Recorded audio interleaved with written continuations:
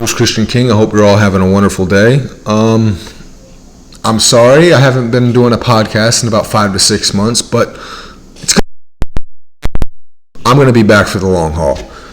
I'm so excited that my favorite sport, as you all know, football, is coming back. I mean, I think they should make the opening day of the NFL season, Thursday and this Sunday, a national holiday. Because Thursday night and Sunday night and Monday night, I'm going to be glued to my television watching nothing and nothing but football. But let me get into my predictions for this season.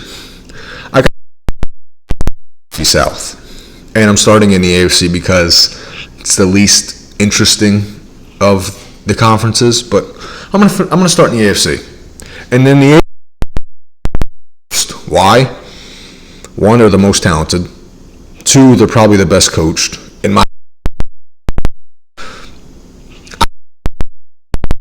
I'm sorry, Vrabel.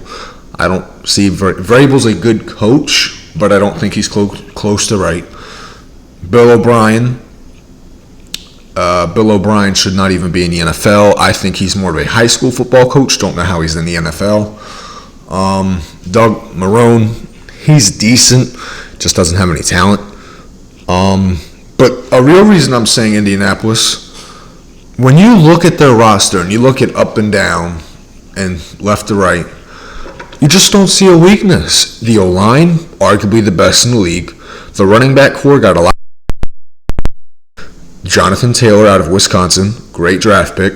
And I know some people are a little hesitant on their second wide receiver. They got T.Y., but who else? Michael Pittman Jr. was, to me, one of the biggest. 6'4", 220, and can run.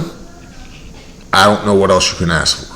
I mean, yes, Michael Pittman's not the fastest guy, but he can also go up and over you. I mean, he's a tight end at receiver. When I see a wide receiver, I like him like Michael Pittman, especially with a quarterback like Phillip Rivers. And now that I'm talking about Phillip Rivers, with that O-line, he's never had an O-line like this. And the talent around him, it's great.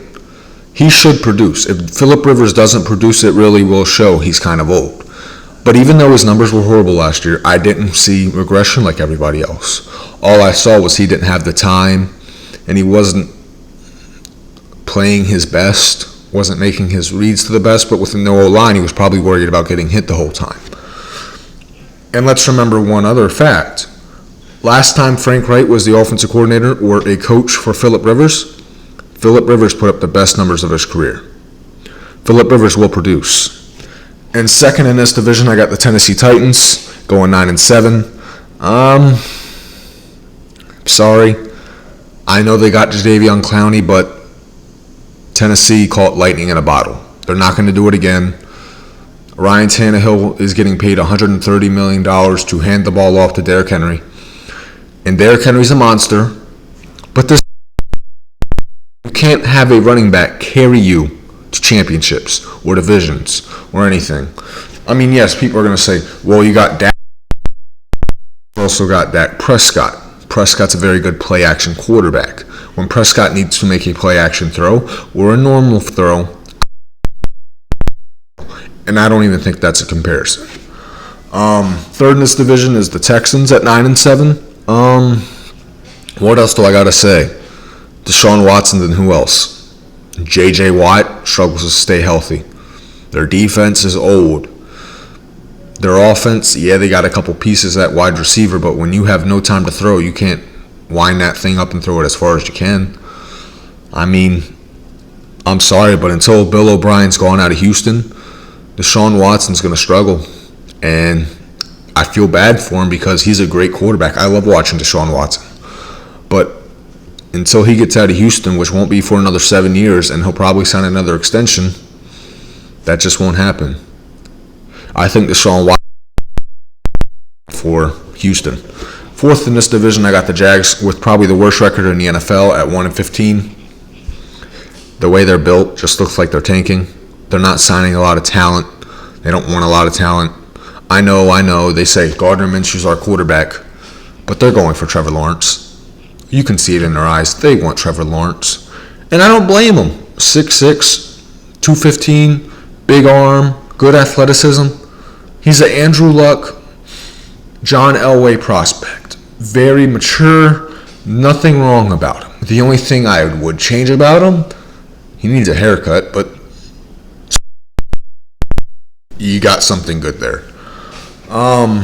So to conclude the AFC South, I got the Colts finishing first with a 10-6 record, the Titans finishing second with a 9-7 record, the Texans finishing third with a 9-7 record, and the Jags finishing fourth with a 1-15 record.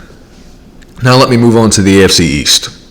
I got the division with a 13-3 record, and I know before people start saying how, and they got Josh Allen as quarterback, how could they go 13-3? Well, here's why. They got better. They got a number one wide receiver, Stephon Diggs. He's going to do wonders for Josh Allen. Josh Allen was missing a number one wide receiver. John Brown, good receiver. But if you were going to tell me you can have John Brown and a bunch of somebodies, I would guess you would call him, or Stephon Diggs in that same receiving core, I don't even think it's a comparison. You want Stephon Diggs. And even though Stephon Diggs can sometimes be a little bit of a diva, he's still worth it. He's your number one. He's going to help your quarterback develop. Josh Allen's going to have a very good year. I wouldn't be surprised to see Josh Allen have an MVP season. He could put up very similar to what Cam put up in 2015, his MVP season. Roughly around 34 touchdowns, 14 picks, and probably around 800 yards rushing, 8 touchdowns on the ground. That sounds about reasonable for Josh Allen.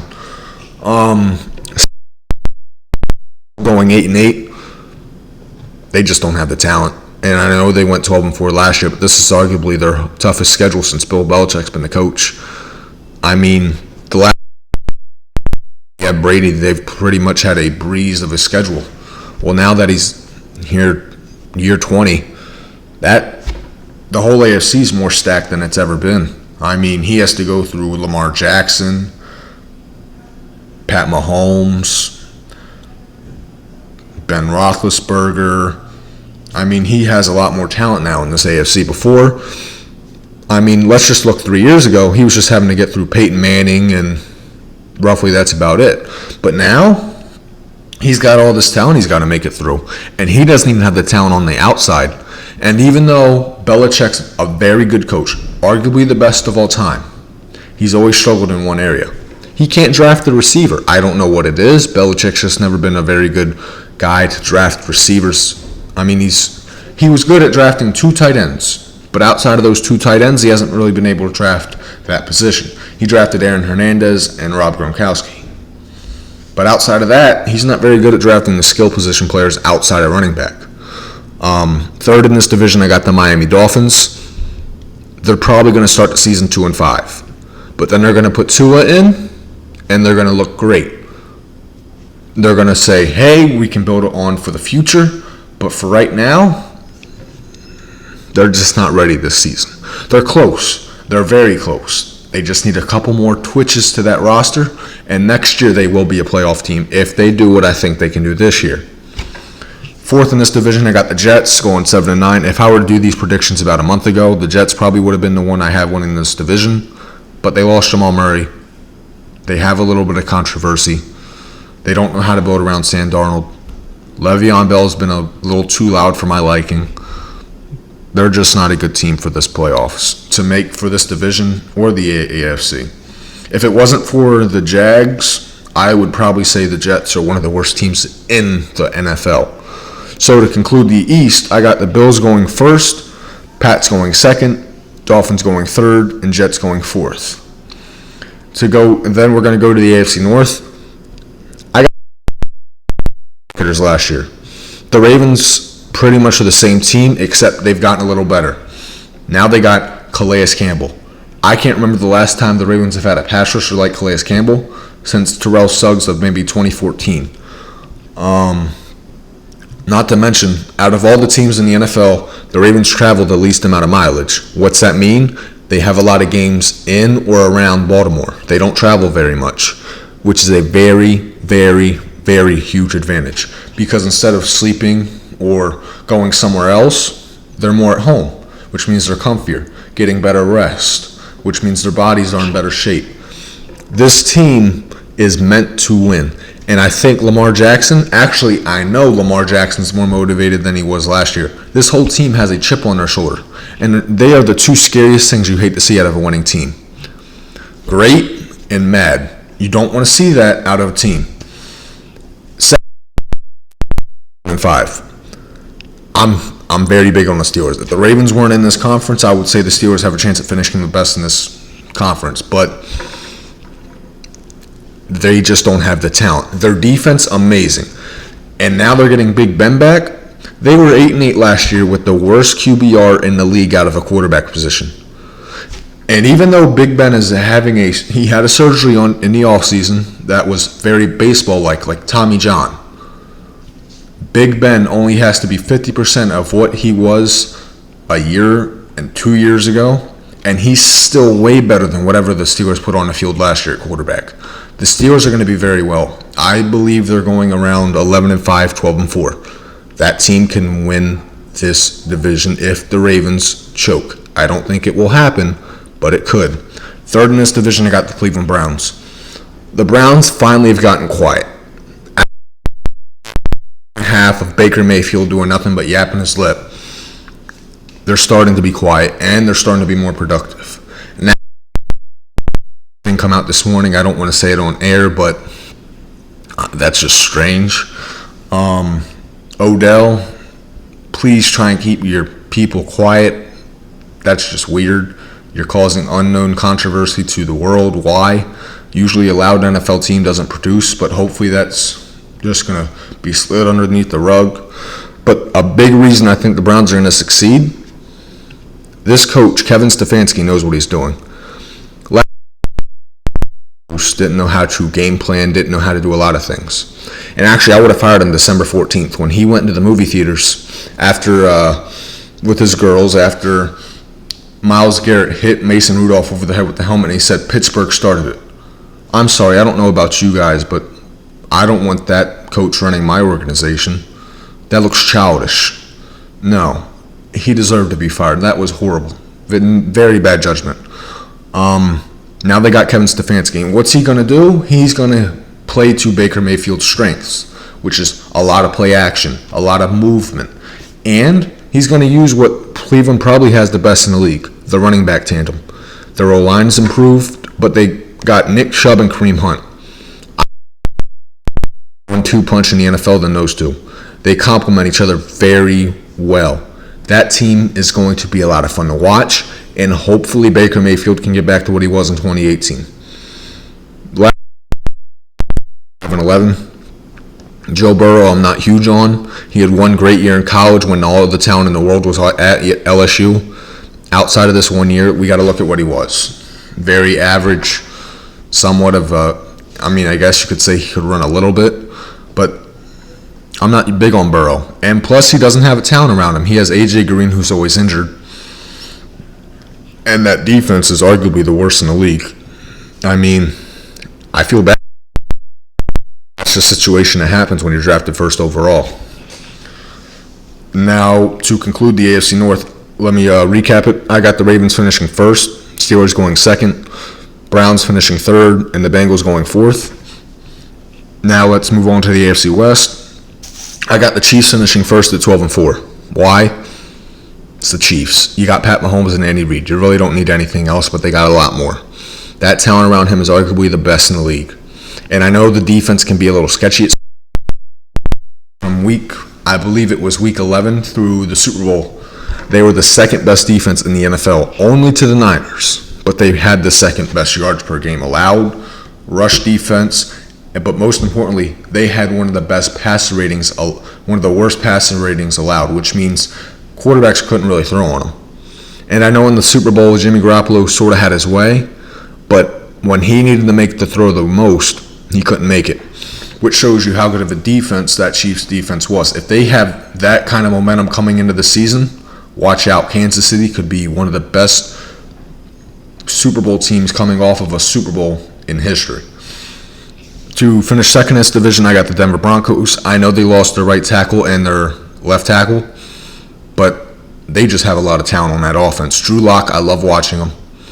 You got Phillip Lindsay and Melvin Gordon, who's arguably one of the best running back tandems in the league. They're not Cleveland, but they could get there if they have a very productive season. Their receiving core is very young, but very explosive. Jerry Jeudy and Courtland Sutton could arguably be the best young receiving core in the league. And the tight end, Noah Fant. Noah Fant's quick, and usually second-year tight ends explode out of the gates, come out very fast, very efficient, know what they're doing. Rookie tight ends usually don't produce. Outside of Gronk, you can't really name a rookie tight end that's produced at a high level. Their defense, what else do I got to say? It's Denver's defense. Denver's always had a great defense. To finish third in this division, I got the Raiders. Derek Carr is probably the most underrated, underappreciated quarterback of my lifetime. He puts up numbers that just shock me. He's having a better career than Andrew Luck or Joe Montana in terms of stats. And he's doing this despite of his talent surrounded around him. Derek Carr is a very, very, very fun quarterback to watch and analyze. The only reason I got him going 8-8, though, that defense. They would struggle in high school football. Not a very good defense. Last in this division, I got the Chargers. Their offense, subpar. Their defense is elite, but their offense is now subpar, and their defense sort of took a cliff down because Derwin James got injured again. When Derwin James is out there or not out there, there's a huge difference in how this team plays. You could see it last year. When Derwin James is out there, the team's a lot more physical. When Derwin James isn't, the team's less physical, which means more big plays happen. So to conclude the AFC West, I got the Chiefs finishing first, Broncos finishing second, Raiders finishing third, Chargers finishing fourth. And to do my playoff predictions in this, I got the Ravens with the first seed, the Bills with the second seed, Chiefs with the third seed, Colts with the fourth seed, Steelers with the fifth seed, Broncos with the sixth seed, and the Browns with the seventh seed. All right, let's move on to the NFC. I'm going to start out with the NFC finishing first. To me, that's the most talented team in the entire league. When you look at that team, there's not one weakness. Special teams, arguably the best in the league. Defense, arguably the best in the league. Offense, arguably the best in the league. The only reason they might struggle to win the Super Bowl is one, that quarterback. Drew Brees is old, what's that mean for him? For some reason, at the past of the last 3 years, when it hits about November 26th, November 28th, Drew Brees falls. He doesn't play at the same level. He's not very productive. To finish second in this division, I got the Bucs at 10-6. I know some people think they're going to be one of the greatest teams ever to ever be assembled, and then others think they're going to be one of the worst overhyped teams of all time. They're going to be 10-6, start out a little slow, pick it up at the end of the season, but a lot of reasons I don't like them as much as other people or hate them as much as other people. That old line's just not good. Brady's never had an offensive line with this many questions.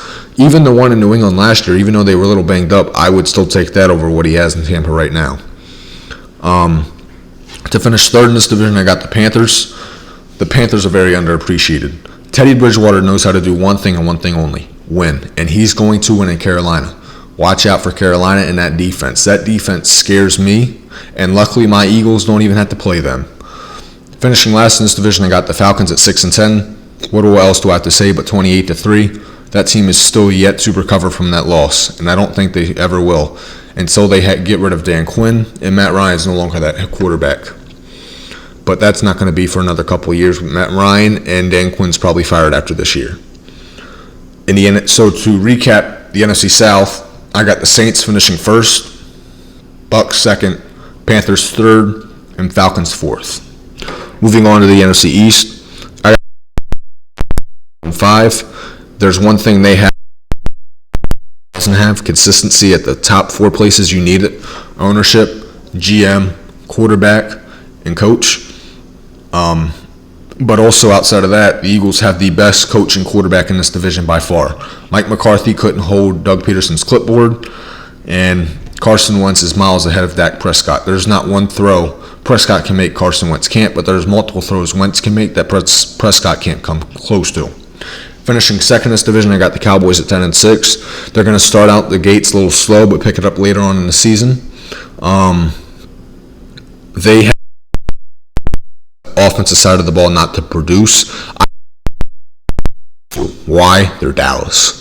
I know it's a different era, and I really shouldn't say this, but Mike McCarthy seems he's trying to put on a presentation that he's not owned by Jerry Jones, but let's look at what happened. I mean, you could still tell Jerry Jones has this imprint on everything. A couple weeks ago, why of your practice onto national television? Teams are trying to get any advantage they know about you right now. Why not keep that a secret and have the advantage? Mike McCarthy didn't want to do that, but Jerry Jones was like, we're doing it. Mike McCarthy couldn't stop him, which shows me Mike McCarthy doesn't have the power everyone thinks he does, and I sort of knew that from the start. Finishing third in this division, I got the Giants at 8-8. Daniel Jones is going to elevate this year. As Giants fans call him Danny Dimes, he's a monster. I love watching Daniel Jones. He does have a fumbling problem, and I hope he fixes it, but by the looks of it, and he got fumbled in training camp, I don't really think he did, which might keep them from going 10-6. But they're going to be a very good team. That defense, even though they lost Xavier McKinney, Logan Ryan and James Bradbury, that's probably the best 1-2 cornerback tandem in this division, and I don't think it's close. Their secondary is probably the best in this division. I love watching their secondary. And the only weaknesses they have D-line, but their O-line is going to start to elevate, which is why I think they're going to go on a hot streak then the season and go into next year on a hot streak with momentum, which means they're going to be very good next year. Finishing fourth in this division, I got the football team at 5-11. When you have to change our name to the football team, sort of much is all I got to say. You don't have all this controversy and succeed. It's just impossible. So to conclude the NFC East, I got the Eagles finishing first, Cowboys finishing second, Giants finishing third, and the football team finishing fourth. In the NFC North, for some reason around the world, around the country, there's this conception of the Packers are going to fall off a cliff. Lost a lot of pieces. They actually gained some pieces, and they still got Aaron Rodgers. And the second year of a system, watch out, Aaron Rodgers might have an MVP season. It's Aaron Rodgers. Finishing second in this division, I got the Vikings. Gary Kubiak's probably a better offensive coordinator than Kevin Stefanski, and I love Kevin Stefanski, but Gary Kubiak won a Super Bowl as a coach. He knows what he's doing. Finishing third in this division, I got the Lions at 8-8. I don't care how good Matt Stafford can play or play as much as he can. Hopefully he stays healthy. But the coach he has, Matt Patricia, I don't know how he's even in the NFL. Jim Caldwell should still be the coach of this team. He went 9-7 his last year as a coach. And Matt Patricia hasn't even gotten 9 wins in 2 years. The Bears, I have finishing fourth in this division. Why? It's easy. I don't trust Mitch Trubisky. He's not. Why? Bears wanted to win games, they'd put in Nick Foles. But obviously Ryan Pace feels guilty for drafting Mitch Trubisky over Pat Mahomes and Deshaun Watson. Probably the biggest blunder in sports history. What are you doing? I don't know why they drafted him. I really think it was for one reason. They didn't want Watson or Mahomes for one reason. They don't think they could succeed with a quarterback not white. That's the only reason I could even come up with. And I'm not saying that to be weird, but why else would you not draft him? Obviously, Deshaun Watson was a much better quarterback in college. And the Bears have sort of had a history of not drafting players because of their race. I think it's sort of obvious. So to conclude this division, I got the Packers finishing first, Vikings finishing second, Lions finishing third, and the Bears finishing fourth. Now to move on to what I think is the most interesting division in the NFL, the NFC West. I the league at 15-1. Why? They didn't lose any huge piece. DeForest Buckner, even though he's away now, and some people might say that is a huge piece, Solomon Thomas sounds like he's an even better upgrade, the third overall pick from the 2017 draft. This explode out the gates. Now is even better. Jimmy Garoppolo is coming off of a torn ACL in the year 2, which means he's healthier than he was last year. He took off the knee brace. Jimmy Garoppolo is going to be more mobile and a lot more fun to watch. I got the Seahawks finishing second. Russell Wilson, that's all I'm going to say. Probably the best quarterback of my lifetime. Yes, I'm saying over Brady. Brady can't make the plays. Wilson can. I got the Cardinals finishing third at 7-9. Halt the gates on them. They're not there yet. They're close. Finishing fourth in this division, I got the Rams at 6-10. You don't have 4 players taking up the win. This isn't the NBA. It's not a superstar-driven league. This is driven by coaching, and coaching mostly takes over it. Now, yes, you need star talent. You just need players that know what they have to do to win. And the Rams, I know they're in LA, so they're trying to get all the glitz and glamour, but it's just not working. So to finish up the NFC West, I got the Niners with the first place, Seahawks second place, Cardinals third place, and the Rams fourth place. So to finish up the NFC playoffs, Saints with the third seed, Eagles with the fourth seed. Shock a lot of people. I got the Cowboys to make the playoffs this year. I just don't. I think the Cowboys are too talented not to make the playoffs, and I don't think Tom Brady's going to stand a chance in his division. Yes, I have him finishing second, but I think outside of division games against the Panthers and Falcons, he's going to struggle against other teams in the NFC.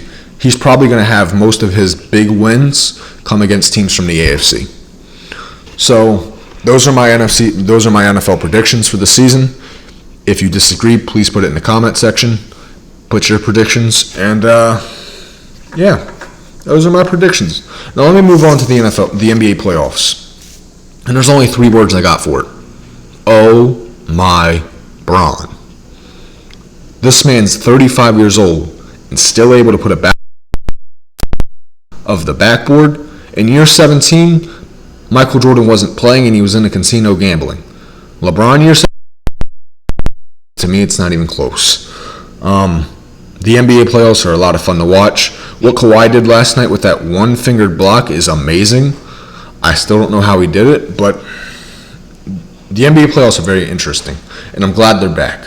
Now, yes, some people don't watch it because of the politics, and I don't blame you. I think politics should sort of stay out of sports, but it's good to be back. So please hit the subscribe button and the like button, and have a wonderful day. This was King's Corner.